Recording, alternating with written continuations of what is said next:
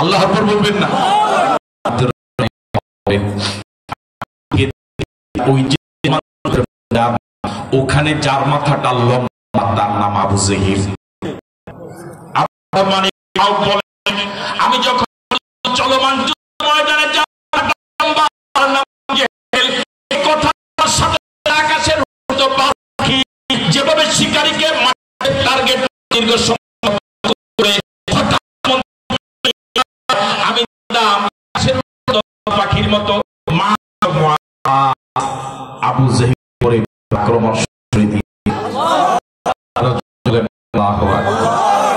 আরেকবার বলেন আক্রমণ শুরু করে দিয়েছে। আক্রমণ করছে ভাই যুদ্ধ করে প্রতিহত করছে। একটা সময়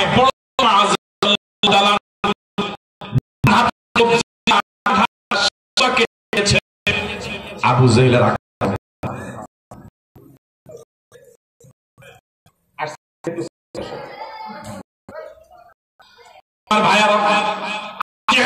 আক্রমণে হাতটা 14 আনা কেটে গিয়েছে, শুধু চামড়া ঝুলছে। আপনাদের আব্দুর রহমান ইবনে আউফ বলেন হাত ছিল এক দিয়া সুপার পাওয়ার ছোট ভাই বলেন লক্ষ্য দেখলাম এবার দেখলাম প্রচন্ড ডিস্টার্ব পড়লো। কর্তৃত হাতের কবজিটা ডান পায়ে হাতটা আলাদা হয়ে গিয়েছে। আঘাত করেছে সর্বশ্রেষ্ঠ দুশ্মন নবীর সর্বশ্রেষ্ঠ দুশ্মন, সবচেয়ে বড় শত্রু ইবলিস আবু জেহেলের মাথাটাকে দেহ থেকে আলাদা করে দিয়েছে। আল্লাহ আশিদ্দা ওয়ালাল কুফার, আশিদ্দা ওয়ালাল কুফার, আশিদ্দা ওয়ালাল কুফার। সাহাবায়ে কেরামের চরিত্র ছিল কাফেরদের সাথে কোনো আপোষ নাই। আর আমাদের এখন খাতির সবচেয়ে বেশি, এবং আমরা এটাকে কৌশল মনে করি, হিকমত মনে করি, নাহলে তো ওয়াজের মার্কেট কমে যাবে। কথা বলে না কেন? এই জন্য সবার সাথে যেই জায়গায় যেমন ওয়াজ খায় আমরা ওই জায়গায় এমন ওয়াজ করি। আছেন আপনারা এখানে? এটাকে আমরা হিকমত মনে করি।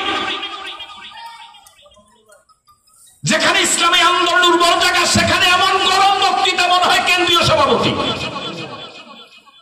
নাই, মনে হয় আপনার এখানে। আমার ভাইয়েরা, সাহাবায়ে কেরামের চরিত্র ছিল আশিদ্দা ওয়ালাল কুফার, কোনো আপোষ নাই। আর রুহামাউ বাইনাহুম, যে সাহাবায়ে কেরাম কাফেরদের সাথে ইসলাম বিরোধীর সাথে এমন চরম, ওই সাহাবায়ে কেরাম নিজেদের ভিতরে চরম সহানুভূতিশীল। যুদ্ধের ময়দানে অসংখ্য সাহাবায়ে কেরাম আহত হয়ে পড়ে আছেন জমিনে, পানির পিপাসায় জীবন যায়। যারা সেবক পানি খাওয়ানোর দায়িত্বে যারা আছেন, অসংখ্য সাহাবায়ে কেরাম আহত হয়ে পড়ে আছেন, পানির পিপাসায় রোজা যায়।